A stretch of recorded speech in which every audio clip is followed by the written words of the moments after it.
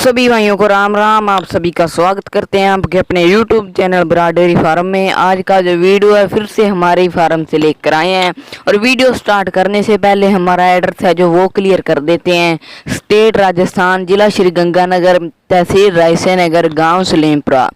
और आज आपके लिए एक दूसरे ब्यान की गाय सेल के लिए उपलब्ध करा रहे हैं। अभी इसको ब्याई को 15 से 20 दिन हो चुके हैं और मौके पर 18 किलो दूध तैयार है। हैवी बॉडी स्ट्रक्चर और कलर पैटर्न की बहुत ही शानदार क्वालिटी की गाय है। चेहरे पे जचता हुआ मुट्ठीदार सींग, फुल हाइट लेंथ और नीचे सटर क्वालिटी है जो वो आप चेक कर सकते हैं। बहुत ही शानदार थनों में काफ़ी अच्छा स्पेस भी, मुट्ठी के आकार के थन है और कीमत है जिसकी 36,000 की डिमांड की जा रही। कोई भी भाई लेना चाहता है तो हमारा कॉन्टैक्ट नंबर वीडियो में दिया गया है, आप उस पर कॉल कर और भी अधिक जानकारी प्राप्त कर सकते हैं। और सभी भाइयों का वीडियो देखने के लिए बहुत बहुत धन्यवाद करते हैं। जय हिंद, जय भारत।